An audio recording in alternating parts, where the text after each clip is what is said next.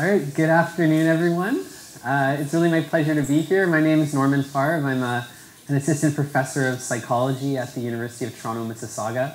I did my graduate work sort of accidentally stumbling into the neuroimaging of mindfulness meditation, and it's really become a passion of mine and sort of a major focus of my research now that I have my own lab.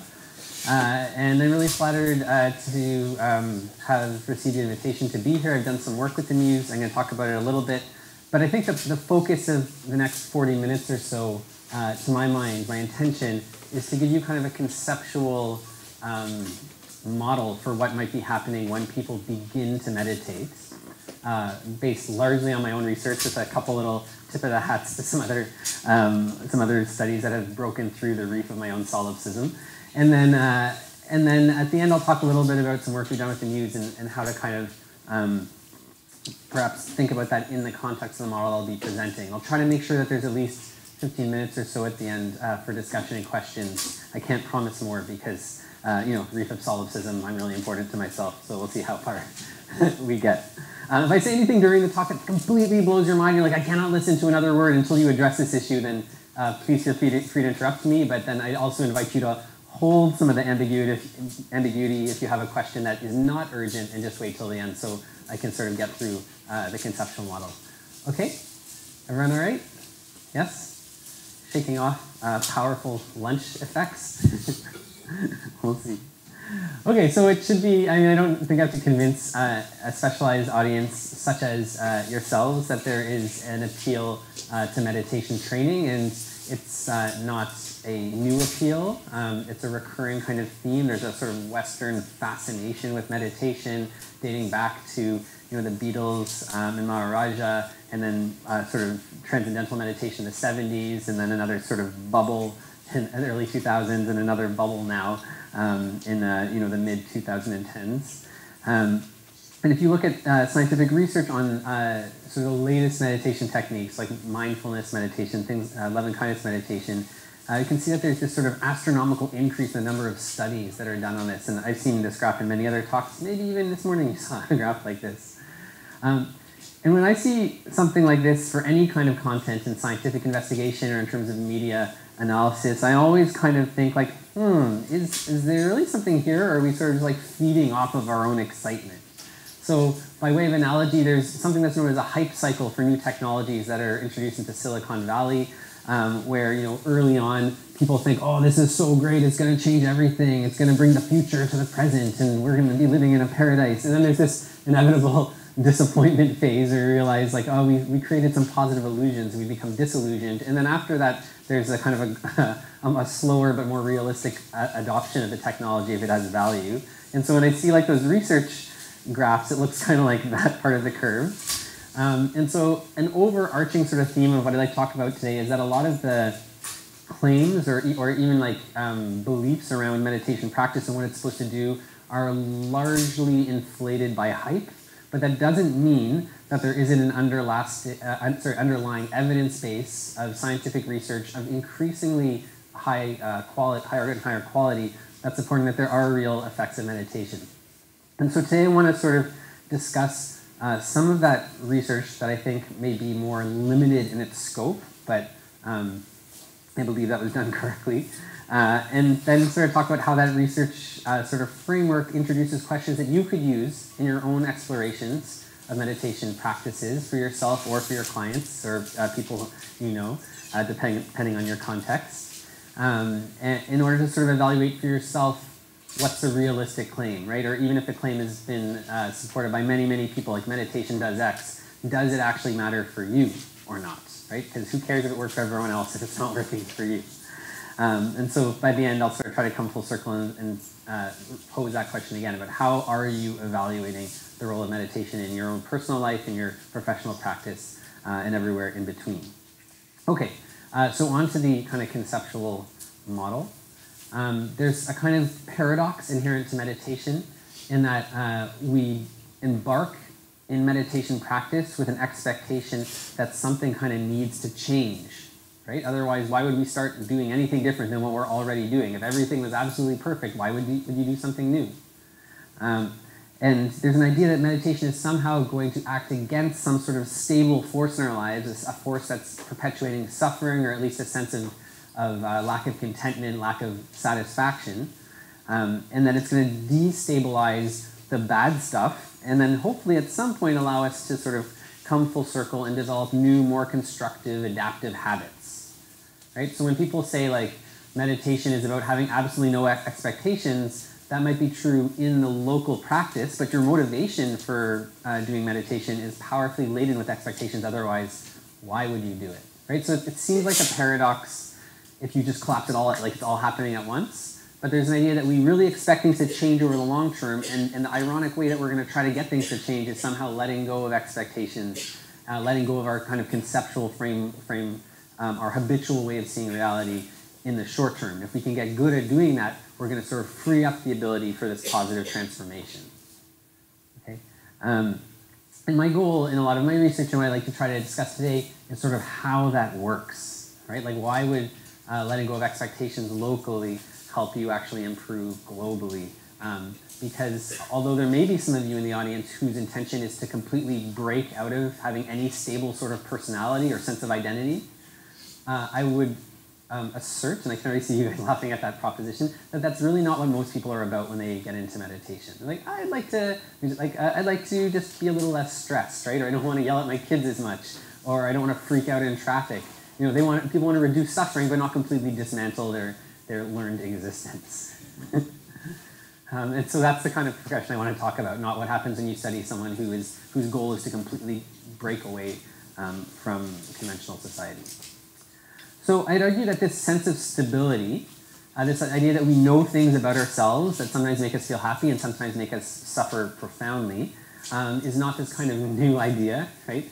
Philosophers have talked about this idea of a narrative self, right? The center of narrative gravity, as the philosopher Daniel Dennett has talked about, this kind of organizing principle by which we construct a sense of identity that is a collection of different traits that we would either endorse or reject, right? So if you saw the word honest, and someone asks you, hey, are you honest? It wouldn't necessarily take a lot of your time to at least come up with some sort of principled arguments as to whether you are or are not. And this fact that we kind of have this information online, and we have ideas about ourselves, not just about ourselves, but about other people in the world, so we know how to relate to them, and we have a sense that they're stable selves, so a promise means something, like I'm have some connection to who I was 10 minutes ago, so if I say I can do something, I'm going to do something, I'll be held accountable for it. That's like really deeply entrenched into how we understand the way the world works. And if we ask people to make these kind of me, not me judgments in a brain scanner, my background is, well, at least has been primarily in cognitive neuroscience, so doing brain imaging, looking at brain metabolism changes in different contexts. So if we ask people to make these kind of narrative judgments, me, not me judgments, conceptual judgments in the scanner, you get a set of really well-characterized brain regions, and this has been in effect sort of replicated many times over the past 15 years along this sort of cortical midline of the brain. So if you had a shark fin coming out the top of your head, it would be sort of right here, like I guess your third eye area, third eye chakra, and also right in the back of the brain. And there's this kind of default network, a habitual network that's constantly activating whenever we're not up to something specific that takes us out of our own meandering ruminations, right? And so if you ask someone, well, instead of just telling you, let's just try it, okay? Because you might be skeptical, like this is not as easy as you say. It's not a pre-potent, built-in capacity. So I offer an invitation for us to do a very brief practice, and if you don't want to do it, plan your dinner or do something else. It'll only take a couple minutes. Okay. So if you're willing, what I'd like to do is just show you a couple trait words on a screen, and every time you see a trait word, I'd like you to spend a few seconds thinking to yourself, is this me or not me? Does this describe me or not? And why or why not? And then when the next word comes up, reset and just do it again. Okay? Is that clear? Okay.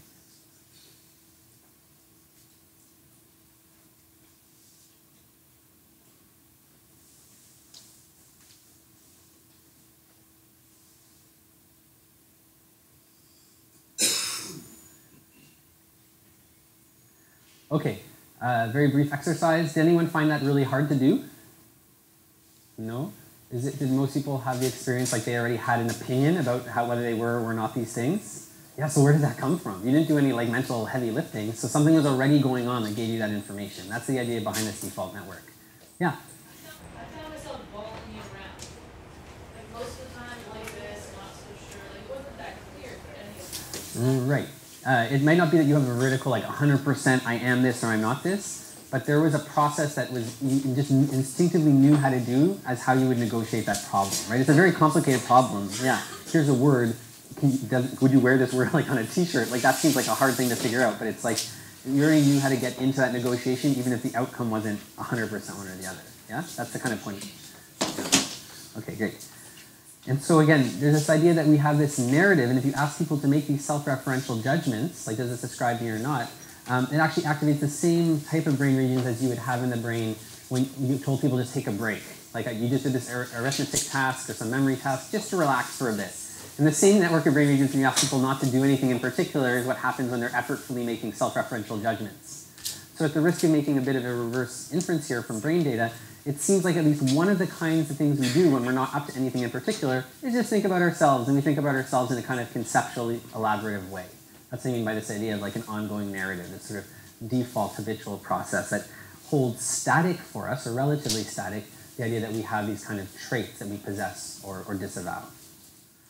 And so if part of the project for meditation is to destabilize some of what we already know about the world, and particularly what we already know about how we should relate to the world, about who we are, the question then begins like, well, how do you begin that process? And there's lots of different theories, and you can have all kinds of different interventions or therapies to do that. But in meditation, and particularly in mindfulness traditions, there's this idea that sensation, if you can engage your attention in the sensory realm rather than the conceptual realm, this will somehow act as an agent of change, right? This will destabilize in some way the narrative. So let's take my word for it again. Let's try that. I'm going to show you the exact same kind of words, but this time, instead of trying to think, is this me or not me, I'd like you just to read the word and then notice any kind of thoughts that spontaneously arrive. They could be like, that's me or not me, but also notice any body sensations that occur, any feelings, emotional responses you have, and just keep asking, like, what else is there? What else is there? Just see if you can notice anything you can sense in response to seeing the words. Okay? Okay, let's try.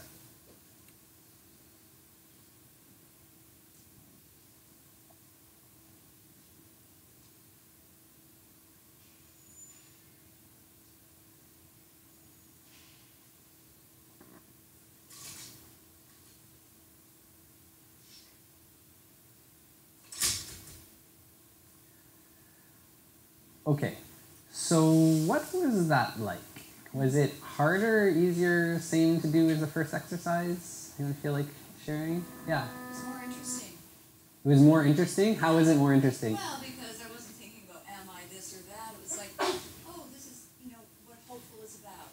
I was just sort of thinking about the definition of hopeful. Okay, so you started thinking about the definition of the word, and that was something you may not have ordinarily done if you've been in this context of like, having to do a task and does this describe me, or I have to justify how this fits into my form of self-reference. Yeah, that's a powerful point, I think, because it introduces the idea that you could have novelty, right? That something unexpected could happen when you're not just trying to do one thing with the information. Yeah, any other feedback what the task is like? Yeah. I found there was a different sort of theological reaction to each word. So, for example, hopeful, I noticed I immediately started to smile and sort of felt the lightness of lifting or something. And then it shifted with the next word, which I don't know. Okay, great. So just to paraphrase what you're saying, you can tell me if I get it right. You notice things happening in your body or in your emotions spontaneously on reading a word in a way that might have been a little surprising, like, or at least like there was less of a. It was like a response to the word. Okay, so you're more, yeah. So you're more engaged in responding to this word stimulus than perhaps you felt when you were doing the self-evaluation, the self-judgment. Yeah. Okay, so your body sort of came online. Yeah. Okay, great. Any other reflections? Yeah. Similar to what this lady was saying, I felt like it was more of a visceral or emotional response versus a cognitive response. Yeah, and so this is the kind of thing where we publish it, people are like, really? You ask people to also pay attention to their visceral emotional responses, and that happened? Duh. But it's really good that you're saying this, because what I'm trying to sort of suggest is that's not what we tend to do by habit. And by we, I mean like on average group of, relatively globally, like relatively the rest of the world, affluent Westerners left to their own devices tend not to be like, and how is my body feeling right now? It's sort of like, what do I have to do next? Like, how does what just happened affect me? What's going on for me? What am I eating for dinner? So on and so forth. And so how many people here found it actually more difficult to do the second task? Yeah, more difficult? How many people found it to be easier? Okay. And then how many people are like, ah, whatever. Is that the same? I can't tell. Okay, and I'll assume the rest of you didn't try to do it. Yeah, depending on who the audience is, we get different sorts of responses. For some people, it's very difficult to come out of the narrative, and for other people, it's quite comfortable to move into this kind of visceral experience. And so, just as this kind of narrative network has this sort of set of midline structures in the brain that seem to support or reflect the activation of this process, there's also a collection of sort of visceral, somatic, momentary experience processes that are collected in another brain structure, right? And so some of the processes that are collected are what's happening inside our bodies from moment to moment. That's sort of married in with feelings of drive. So there's things happening in our bodies, but they have motivational value, like are we hungry or cold or so on and so forth. And then also how the environment sort of is impacting that. So do we feel like, part of whether I feel hot or cold or I appraise the meaning of an ice cube depends on what my environment is like. In the desert, an ice cube feels very different than in the Arctic. And that sort of gets tied up into our kind of goals and how we're doing and what we're up to conceptually, and all that gets integrated into this sort of sense of like what's important right now, like what am I going to be aware of right now. And that's very different than this sort of idea of looking up a well-rehearsed form of interpretation. Right? It's this ongoing, constantly updated collection of sensation that then has to somehow meld with that conceptual sense. And indeed, that does happen in the brain as far as we know, starting in a brain area called the insula. And information flows from this sort of raw percepts of what's happening in our body and slowly becomes bound with our sort of motivation, our more primal motivations, environmental concerns, conceptual concerns, until you get to the front of the brain where a lot of decision making is happening. Right, and the insula is seated right under the southern tip, the ventral tip of the somatosensory strip. So we have a map on of what's happening on the surface of our bodies, and just as you tuck in past the lips and gums, like watch out insula, here it comes, you get what's happening inside the body. And then all that information you can try to feed forward to the prefrontal cortex, right, where we actually start becoming aware of things and making decisions and so on and so forth. So one thing we found in my research is that if you just pay attention to your body, if you're just asked, pay attention to that kind of visceral emotional experience from moment to moment, people can immediately do that without any kind of special training. I don't want to spend too much time getting into like the stats. I'm happy to answer that afterwards. But what we find is that the amount of activation in the insula, the posterior insula, this is on the right side in this example, reflects natural variation in people's breathing rate. It does that all the time. It tracks a whole bunch of other visceral signals too. But when you ask people to pay attention to their breath specifically, the activity in the insula starts tracking breathing rate with much more higher fidelity, right? It becomes a more accurate barometer of breathing rate, right? So this more tightly coupled line here is when people are paying attention to their breath and when they're not. And this is without any kind of meditation training, right? We already have the ability to upregulate, to increase our attention towards momentary visceral experience. And because most people can do that, though it's not always easy, and I don't mean to suggest that it is, there is a suggestion that we might actually have two different ways of representing who we are in the world. One way is very conceptual and elaborative and involves making true or false judgments, or X amount true, like kind of true judgments, and sort of trying to categorize things conceptually, and it involves this sort of cortical midline network. And there's this other brain network that's really an extension of our sensory representation cortices, or how we receive signals from the external world and also from inside our bodies, that can feed forward towards the prefrontal cortex as well and inform us about what's changing from moment to moment to moment. Right? So it's two different brain networks seemingly representing stability, the stabilizing force, and a force of change, allowing new information to force us to update our conceptions, or at least challenge some of those conceptions. Now, what we see in mindfulness training, and most of the research I've done so far has been on these 8-week manualized courses, like mindfulness-based stress reduction or mindfulness-based cognitive therapy, where people are asked to come into a group setting. It can be done individually, but traditionally in a group setting once a week for 8 weeks, and then to do about an hour of guided meditation practice using CDs. So I guess we're living in the new millennium, so I guess you could play an MP3 too now. And they try to see what happens to people after those 8 weeks of training. And so one thing that happens, even without any kind of conscious intention to do so, is that posterior insular region that represents what's happening in our body from moment to moment to moment becomes more deeply connected with the area directly in front of it. So it's like it's getting an upgrade to the road work, connecting what's happening in my body to the road that leads to the prefrontal cortex. Like, do I have awareness? Am I going to act on this? And that happens regardless of whether people are being asked to pay attention to their breath or not, right? So just the practice of doing exercises, more or less every day, though realistically 3 out of 7 days for 8 weeks, lets people have more facility with getting access to this information, even in a kind of involuntary way. People are sort of literally rewiring the connections in their brain. The other thing that happens is we see that the ability to voluntarily center your attention on this momentary experience tends to improve.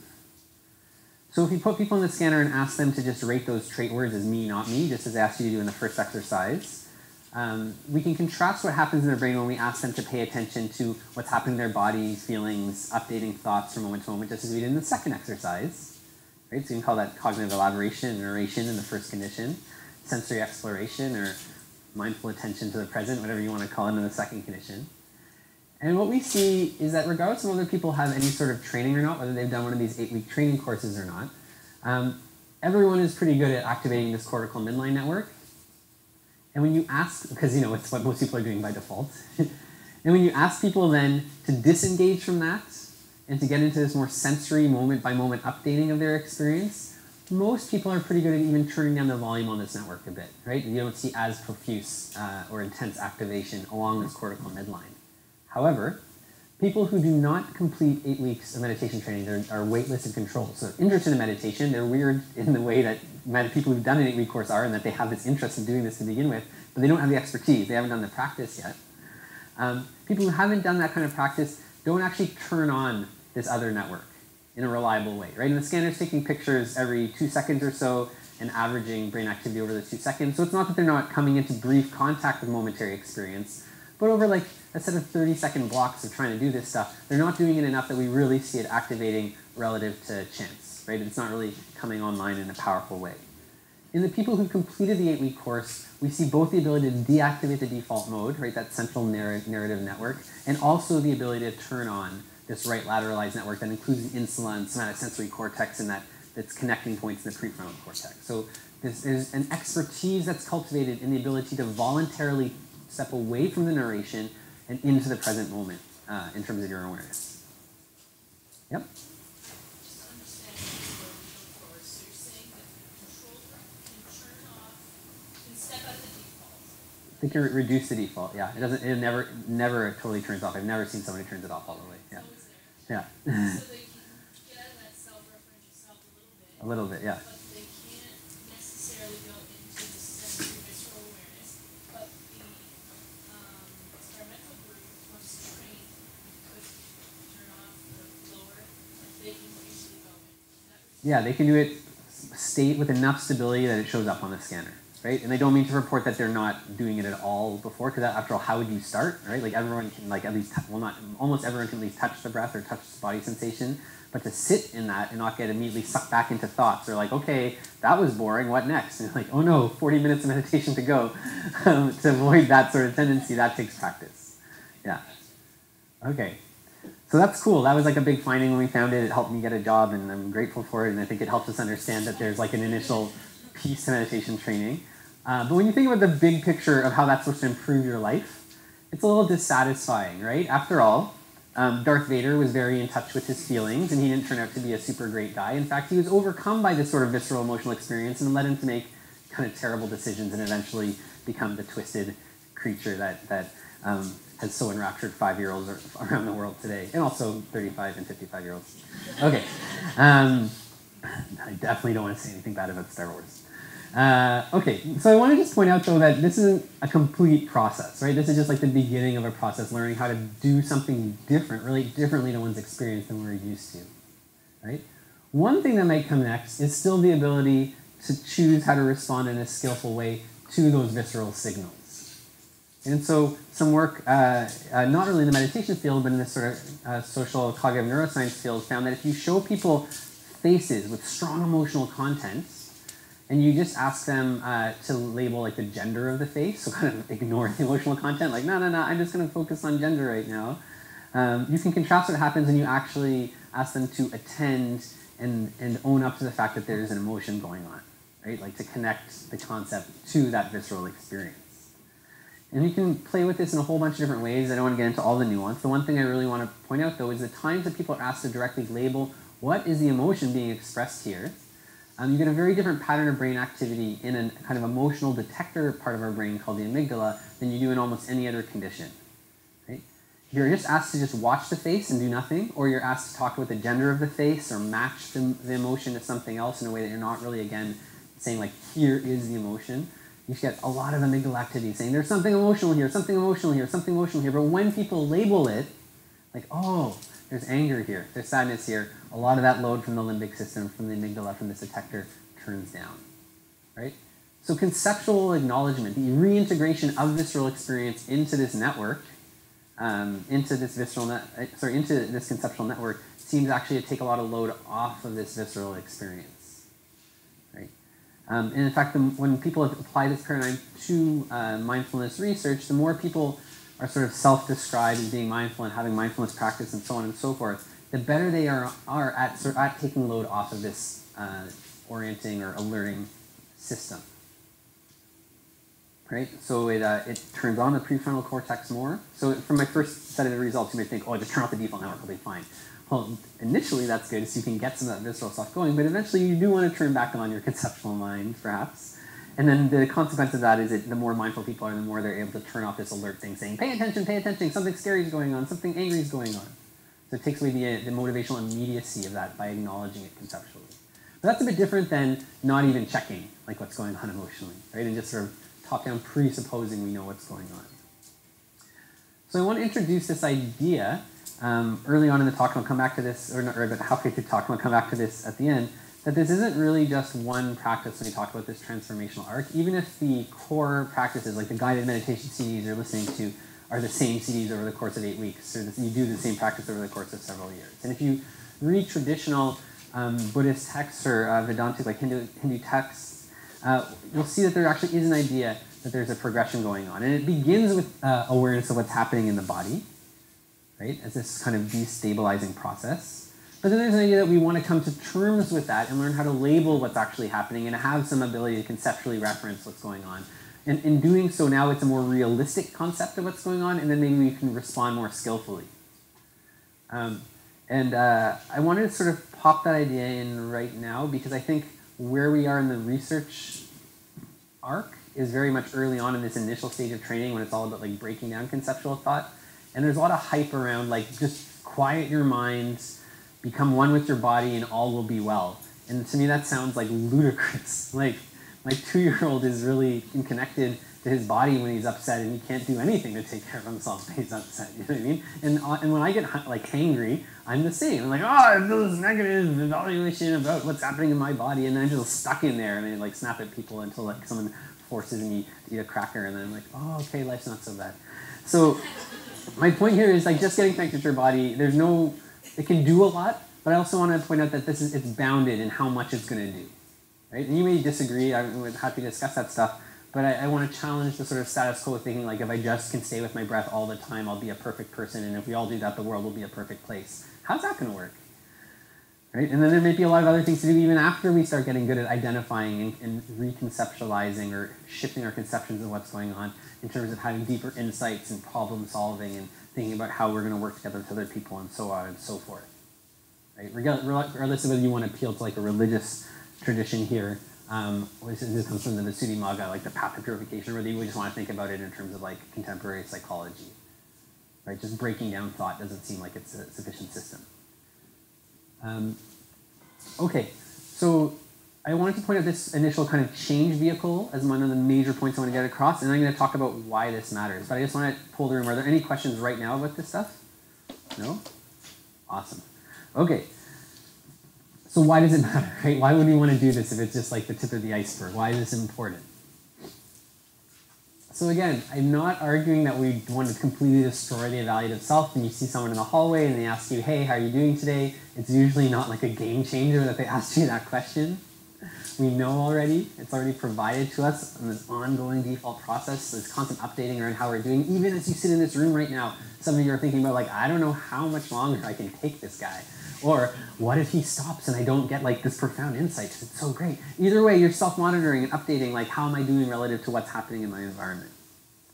So that's good, that's fine. That allows us to understand what's happening and adapt and have social compacts and all the stuff I mentioned at the start of the talk. But in some cases, we have evaluations about ourselves or other people that are less than charitable. And often that follows some sort of life stressor, right? So I like to say in everyone's life, some ice cream must fall. That's supposed to be happy face guys, ice cream falling. And again, we're not trying to get away from the idea that it's bad that your ice cream fell on the ground, right? Don't let anyone tell you that losing your ice cream was a good thing. I would argue that's not the problem. It's not the problem that sometimes things go awry, right? You can substitute in parking ticket, or your grandkid doesn't say you love them when you say you love them to your grandkid or something like that. That stuff just happens, right? Like you're not going to change that. The issue is when we make a broad self-evaluation around that, right? This ice cream dropping on the ground is just like how I can't do anything right in my life. I can't be trusted with ice cream, so how am I going to hold down a job or a relationship or raise a kid or so on and so forth? Crap. It happened again, evidence that I'm a failure or unlovable or so on. And then comes suffering, right? If you're into Buddhist psychology, this is the difference between the first and second arrow. You can't stop people from shooting arrows every once in a while. We can't stop ourselves from shooting a second arrow that says we're worthless or useless or unlovable.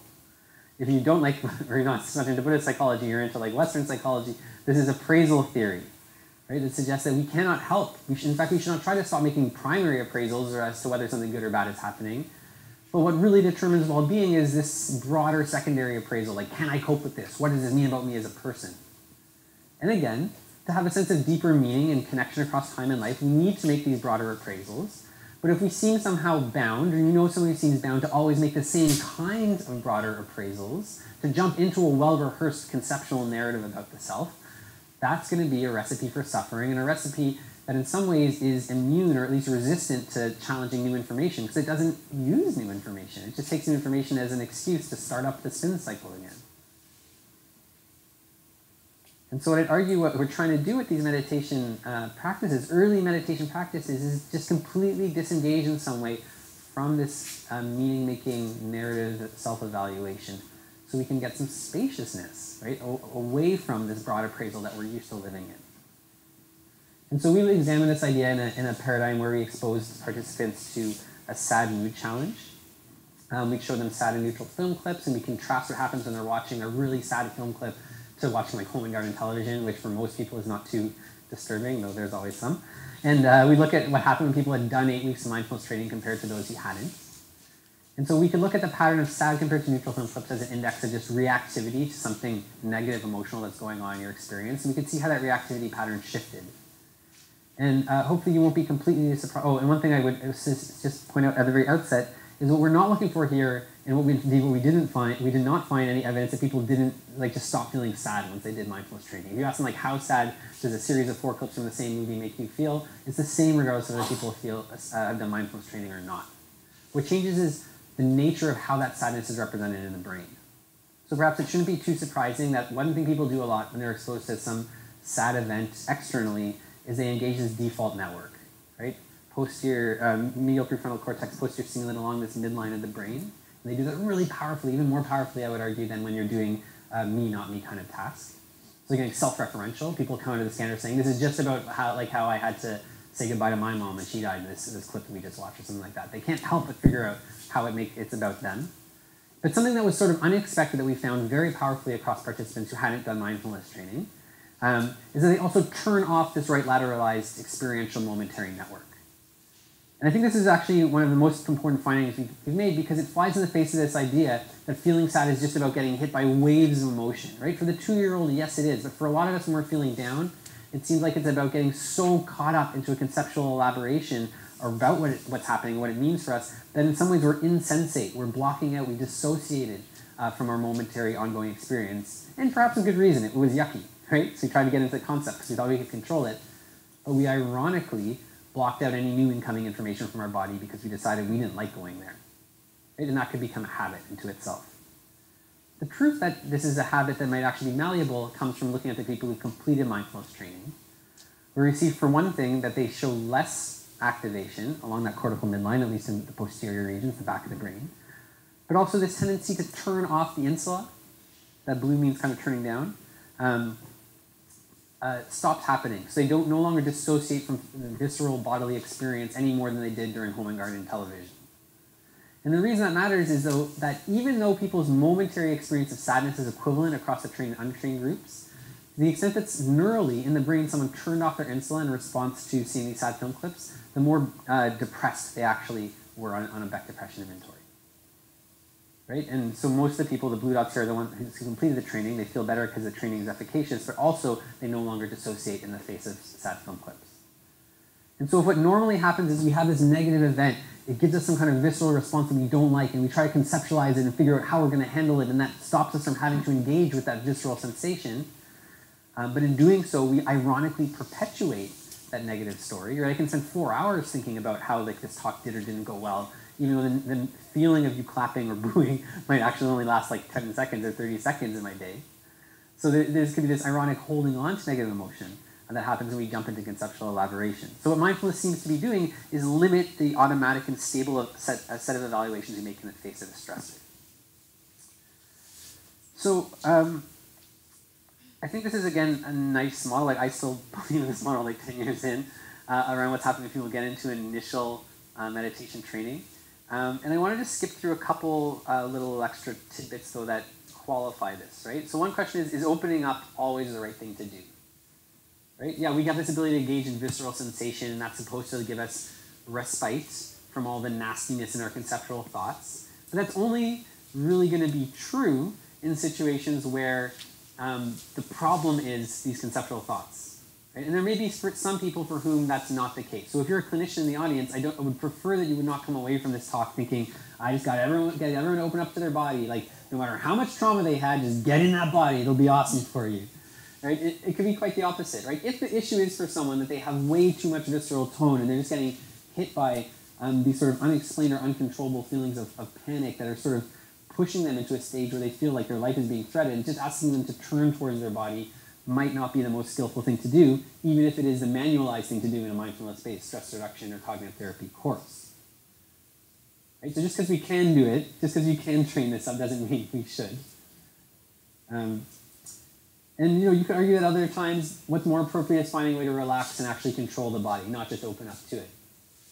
And I would argue that a meditation practice contains elements of both. Right? When you hear about the main reasons why people have trouble in meditation, part of it is they get too agitated and caught up in their thoughts and need to be able to come back to the body.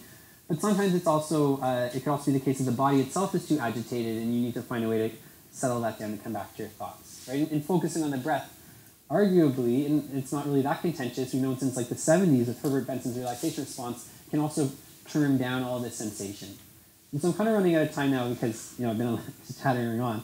But I want to mention that we had one study where we actually compared progressive muscle relaxation training to mindfulness training. And then we gave people sad faces that were distractors and other tasks where they're judging whether they're looking at like an indoor-outdoor scene. And we didn't tell them how to deal with the sad faces. We just knew that sad faces made people slow down. It's like, oh, isn't that sad?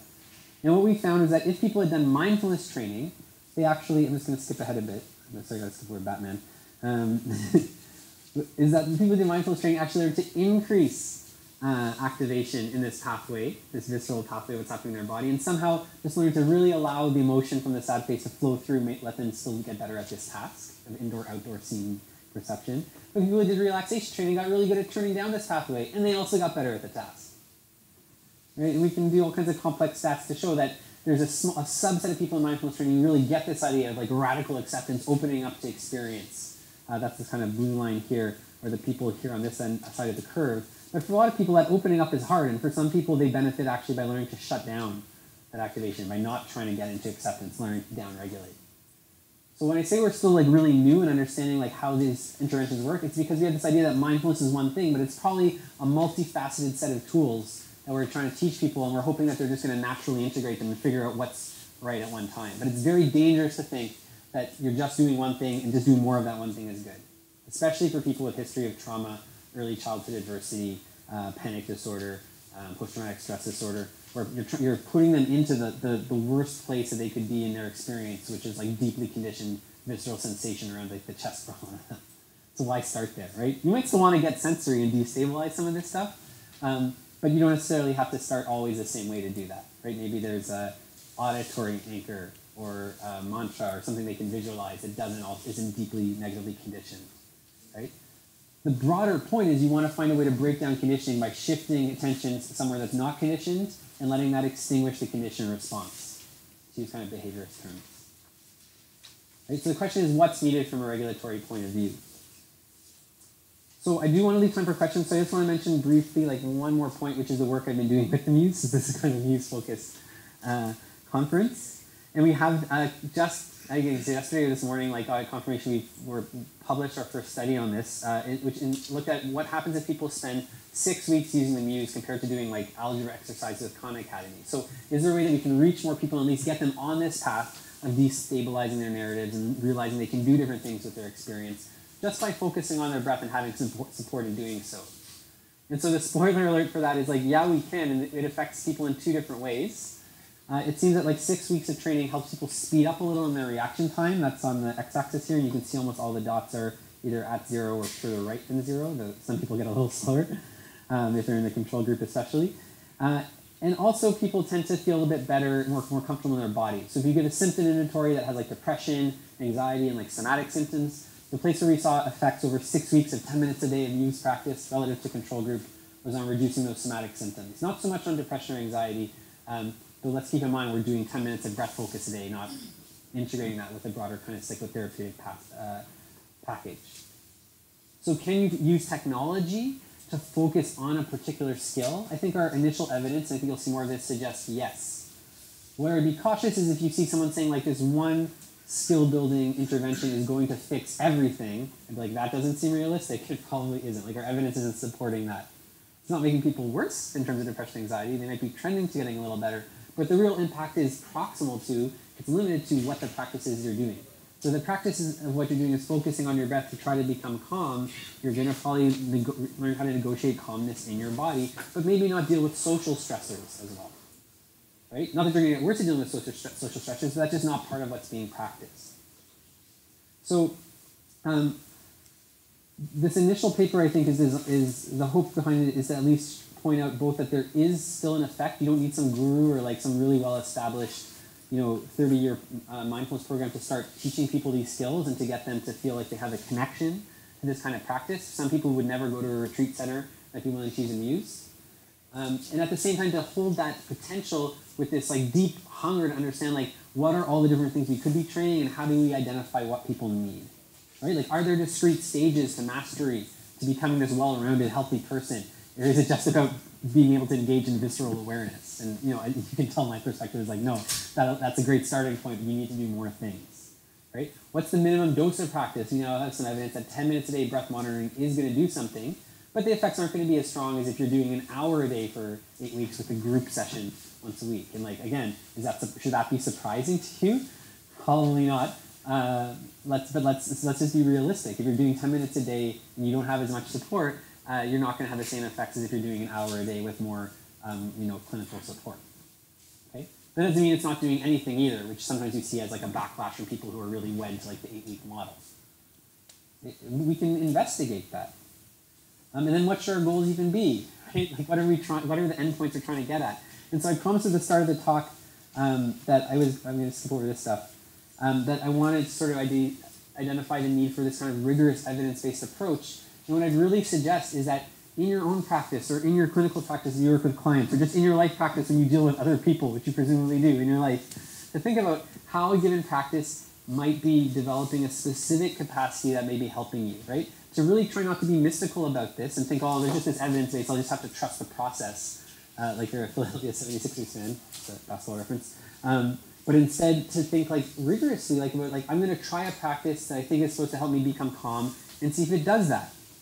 And then if you find that you're able to become calm, but you still get into arguments with like your mother-in-law or something like that, to recognize, well, I wasn't practicing anything around my relationship with my mother-in-law. I was practicing engaging physiological calm.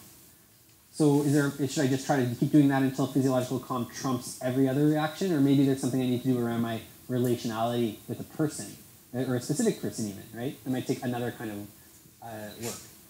And then if you can engage in a training regimen around that, you can monitor specifically for results and have a sense that you either know whether something is working or not for yourself or your clients. So I guess my bottom line here is to sort of argue that I do think science can really richly interface with these techniques, and technology can help us get to people that we wouldn't normally be able to get to, and engage people who might not be engaged. But we also have to maintain a sense of realism around what these strategies are going to do, right? And to use our own experience as a barometer for whether something's working for us or not. And it's just an exciting time to be in this exploration, both in terms of the basic science and the clinical science. And I thank you very much for sort of tolerating my meanderings, but I'd like to open it up to discussion at this point. So thank you very much for your attention.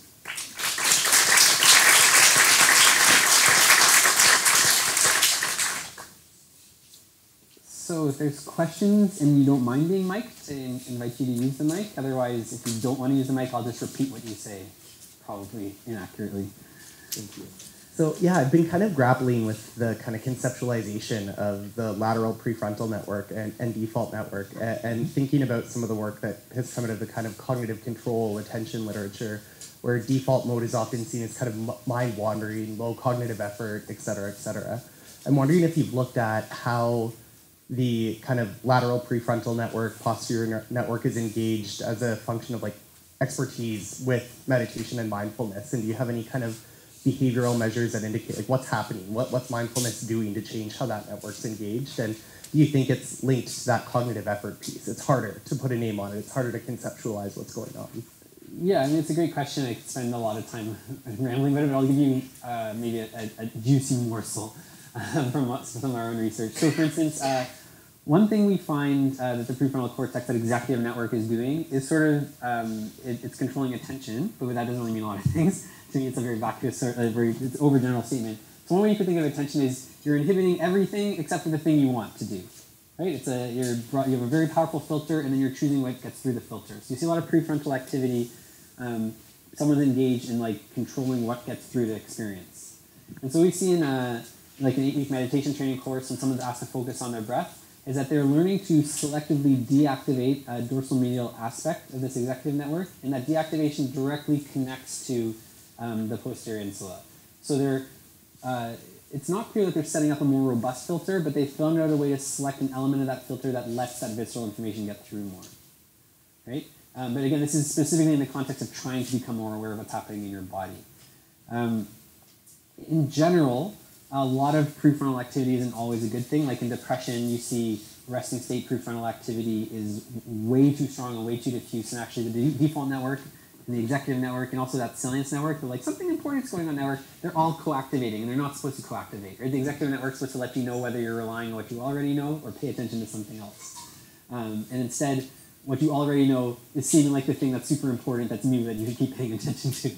So I would speculate, though I don't have hard evidence about this yet, we're working towards it, is that one thing that's happening prefrontally is the ability to be more selective in terms of which network is coming online. It's sort of analogous to what I was showing, that people are already kind of good at turning down overall activity, but they're not good at turning down overall activity and letting something else turn on.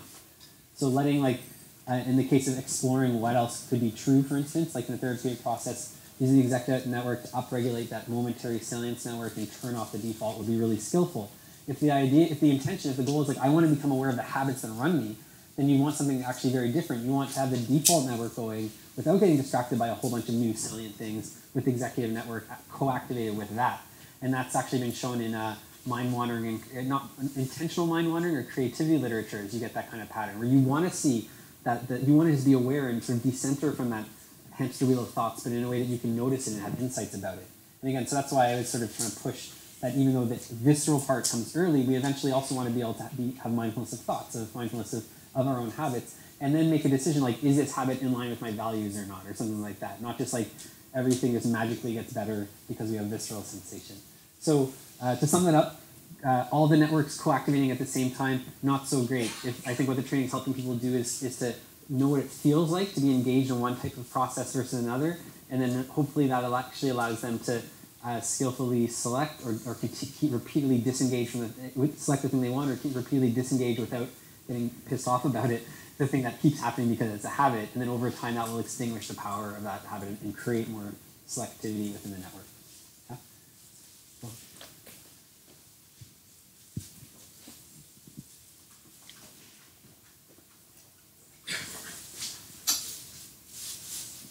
Thanks. I enjoyed what you just said there about the open monitoring. That gave me a lot to think about, and I hope you do more research on it. I'll read it.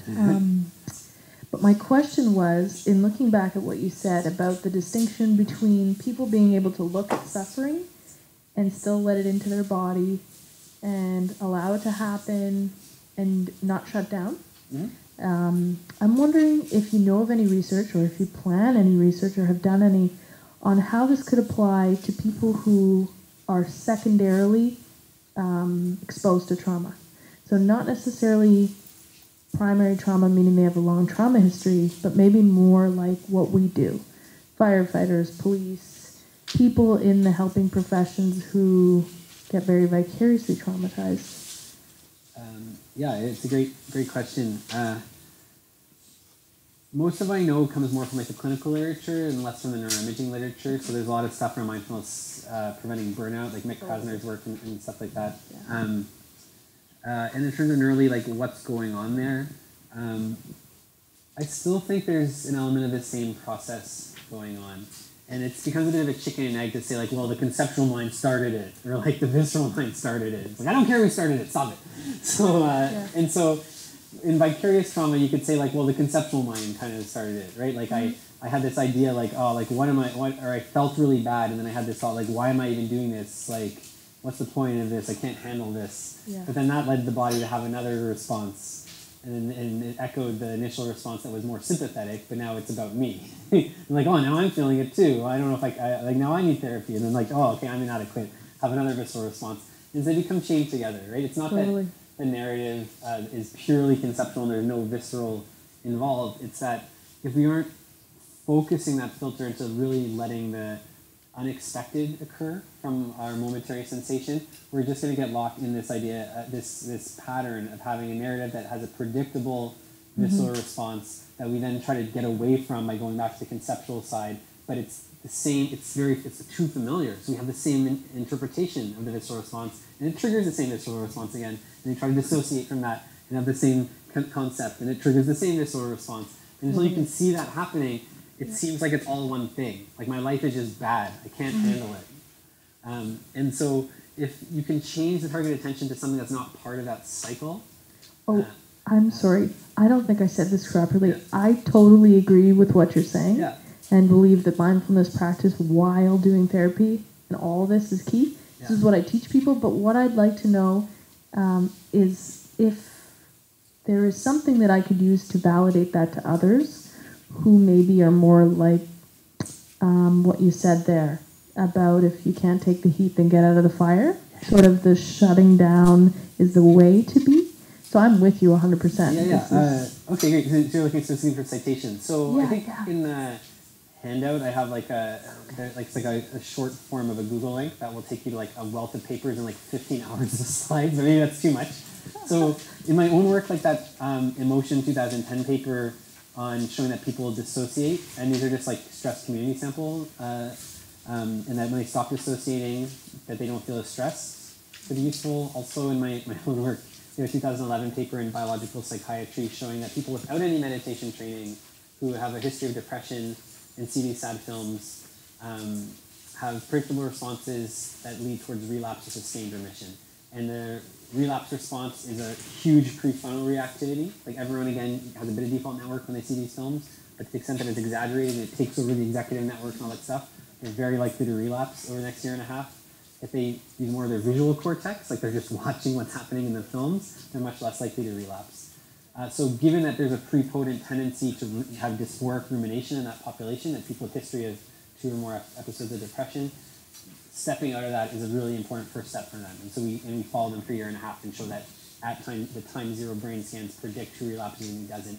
But that was a relatively small sample. It was about 16 people, like 8 relapsers, 8 who didn't. Now we have like 80 people with the same kind of history, where again we can show with a 2-year follow-up. This is stuff that we're just working on right now. The people who are dissociating, like shutting off their somatosensory cortex, shutting off the insula, are the people who relapse. So what surprised me about this is it's not so much about a change in this executive network or prefrontal stuff. It's a consequence of that on visceral updating. If you don't have a source of updating sensory information, that's the big risk marker. It's not actually that like you're thinking too much or not thinking enough. It's like that what the thinking takes as the object of its thought, of the object of its attention. If it's not allowing fresh air to come in, like fresh sensation to come in, that's the hallmark of someone who's going to relapse in depression. If you want to talk about anxiety and trauma, they're not, or even like chronic pain, they're not literatures I am as familiar with, but I do believe this kind of dissociation from momentary experience story is starting to show up in a bunch of different areas that I can cite most confidently. Well, I think that's the issue, so thank you, because I think that's what a lot of people are taught to do to cope. Yeah. Doctors, nurses, maybe some of us, to cope with your experience, don't connect with what you're feeling. So, thank you. Right, and also I can't help but throw in this thing, like something like cognitive behavioral therapy focusing on like wellness and like good positive like affirmations and things like that can still be super helpful. It's not that reconfiguring the thought side isn't still an important part of the project. It's very hard actually to show that mindfulness versus CBT, like that there's any incremental efficacy. What we need to get better at is matching like where's someone at. Are they in profound dissociation right now? They're not really dissociating, but they have like terrible interpretive habits. And so just getting to focus on the breath when interpretation is the problem, maybe you could get at that way faster just by talking about interpretation. But if they're dissociating, it's almost like that needs to be addressed first because then they don't even have awareness of what's going on. Yeah, so having a check for dissociation first seems to be like one practical implication of a lot of this stuff. Okay, so I guess we're just about running aground of time. I'm going to have to dash off shortly, and Graham's going to come up and do something awesome right now. But if you guys have follow-up questions that I didn't get to address, feel free to email me, and in my own stumbling way, I'll get back to you as fast as I can. But thank you again so much for your attention, and I hope it's been valuable. Thank you.